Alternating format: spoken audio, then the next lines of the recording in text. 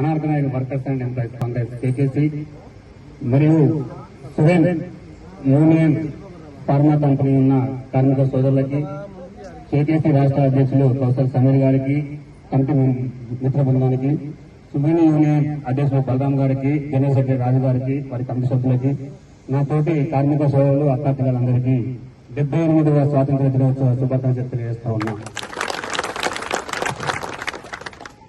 ఇదే కార్యక్రమం అనేది రాజు గారు అన్నా మేము మా హక్కులు సాధించుకోవాలంటే ఏం చేయాలి, మేము కార్యక్రమం చేపట్టాము కాబట్టి మీరందరూ అండగా నిలిచి మా హక్కులకి భంగం కలిగిందని మాకు స్వతంత్రం వచ్చే విధంగా ఏర్పాటు చేయాలని రాజు గారు ఒకరోజు పోలీస్ స్టేషన్కి వెళ్ళినప్పుడు నాకు కాల్ చేయడం జరిగింది.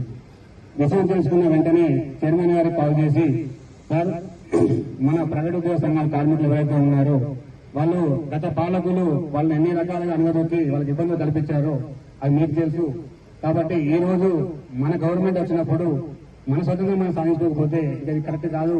కాబట్టి మనం ఇప్పుడు చేయలేని పనిని ఎప్పుడు చేయలేని పరిస్థితి వస్తుంది. కాబట్టి ఖచ్చితంగా దీని మీద చైర్మన్ గారు మీరు నిల్చొని మీరు ఏం చేస్తారో మాకు తెలియదు, మీరు ఎవరు చెప్తారో మాకు తెలియదు, మా కార్మికులకు న్యాయం జరగాలి అని కరాఖండిగా చైర్మన్ గారు చెప్పగానే ఇమీడియట్ గా రెస్పాండ్ అయ్యి సిఐ గారికి కాల్ చేసి నీకు ఏమంటాననేది రాజు గారికి తెలుసు, రామనాయ్ గారికి తెలుసు, తోటి ముద్రబిందా కూడా తెలుసు. అంటే అంత జనకకుండా ఈ రోజు ఒకటే కంపెనీ కాదు, 20 మంది కోసమే కాదు, అమ్ముడుపోవాలంటే ఎక్కువ పోయేవాళ్ళం. కానీ ఒకటే చెప్పాడు, 300 మంది కోసం నేను అమ్ముడుపోతే 3 లక్షల మంది జీవితాల్లో నన్ను పన్ను కోసం అవుతాను. కాబట్టి నేను ఎక్కడ అమ్ముడుపోయేవాడిని కాదు. ఈ కంపెనీ యొక్క ఎండీ చైర్మన్ కూడా ఫైనాన్షియల్ జస్టిస్, నేను చైర్మన్ వల్ల రిలేషన్ జస్టిస్ అని పైన ఉంటారు. ఆయన నుండి కొన్ని కాల్స్ వస్తున్నాయి చైర్మన్ గారికి. సమీర్ గారు ఏమనుకోవద్దు, మీరు కొన్ని రాజీ పడండి అంటే, లేదు సార్ ఈ రోజు నేను రాజీ పడితే నా వృత్తికి నేను న్యాయం చేసామని కాదు.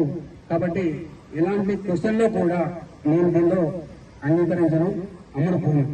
మీరు ఏం చేస్తారో చేయండి, నా హక్కుని సాధించుకున్న వరకు గట్టిగా పోరాడి ఇవాళ ఒక కంపెనీ కాదు, తెలంగాణలో ఉన్న ఇండస్ట్రీ కంపెనీలు ఎన్నైతే ఉన్నాయో అన్ని కంపెనీలకు అండగా నిలిచి ప్రతి కార్మికులు న్యాయం చేసే వరకు నేను నిద్రపోను.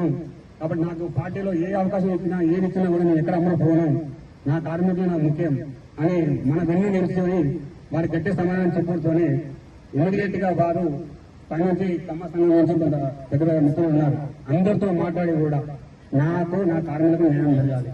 14వ తారీఖు నాడు కలెక్టర్ గారు టైం ఇచ్చారు. ఆ రోజు కలెక్టర్ గారు కనుక వారు మాకు ఇచ్చిన హామీ నెరవేర్చకుంటే తదుపరి కాల్సిన వేరే ఉంటది అని బలంగా నిల్చొని చెప్పడం ద్వారా నేను ఇమీడియట్ గా కలెక్టర్ గారు జైన్ కమిషన్ వాళ్ళని పిలిచి మాట్లాడి రామనాయ్ గారి ఆధ్వర్యంలో ఈ యొక్క మన హక్కును మనం సాధించిన దిశగా పోవడం జరిగింది. ఎందుకంటే ఇవన్నీ కొన్ని లోపల జరిగేది తెలియదు. ఇక లీడర్ అంటే అది ఇదని చెప్తా ఉంటారు, కానీ లోపల జరిగిన విషయం తెలిసిన తెలుస్తుంది. కాబట్టి మీ కారు వచ్చినము, మీకు అండగా మేము ఉన్నాం, ఖచ్చితంగా మీ హక్కు సాధించే వరకు మా పోరాటం ఆగమనిపిద్దని మీ వెంట మేము ఉన్నామని భరోసా కల్పించినాం. అదే పద్ధతిలో చైర్మన్ గారు బయట నుంచి ఎన్ని ఫోన్స్ మాట్లాడాడు, ఎన్ని ఇబ్బందులు చేశాడు, ఎవరెవరికి ఏ విధంగా మాట్లాడాడు, దించకుండా వేసుకుంటే కేసేసుకో అత్త కూర్చుంటా కానీ నేను భయపడడం తగ్గనని పెద్దని మొండి వైఖరి మెయింటైన్ చేసి మన హక్కులు సాధించే దిశగా రామనాయ్ గారితో తోడుండి ఖచ్చితంగా మనకి స్వాతంత్రం వచ్చిన రోజు అంటే కార్మికులకు గత 10 ఏళ్లలో జరిగిన ఏం జరిగిందని అందరూ తెలుసు. ఇక ఉన్న లోకల్ లీడర్లు కూడా ఎంత అనేది తొక్కియడం మనకు తెలుసు. అయినా కూడా ఆ కాలంలో జరిగిన ఈ రోజు ఖచ్చితంగా నాకు అవకాశం వచ్చినప్పుడు నా కార్మికులు నేను చేయాలన్న పట్టుదలతోని చైర్మన్ గారు నిల్చొని ఇలా మన స్వతంత్రం తీసుకొచ్చిన రోజు. కాబట్టి ఈ రోజుని కార్మిక దినోత్సవ రోజుగా మనందరం గుర్తుంచుకోవాలి. సువెన్ కార్మికుల నుంచి తెలంగాణలో ఉన్న ఇండస్ట్రీ కంపెనీలో ప్రతిరోజు కూడా ఆగస్టు 15వ తారీఖు కార్మిక స్వతంత్ర రోజు అనేది మనం గుర్తుపెట్టుకునే విధంగా ఉండాలని నేను వేడుకుంటున్నాను. ఒక కార్యక్రమమే కాదు, రాబోయే రోజుల్లో మన రాజుగారి ఆధ్వర్యంలో ఇంకా మిగతా కొన్ని కంపెనీలు, ఈ కమిటీ బృందాలు, ఈ నాయకులు ఎవరికి ఈ తోటి బృందాలు కూడా కొన్ని కంపెనీలు పనిచేస్తారు. వాళ్ళ సమస్యల గురించి కూడా తెలుసుకోండి.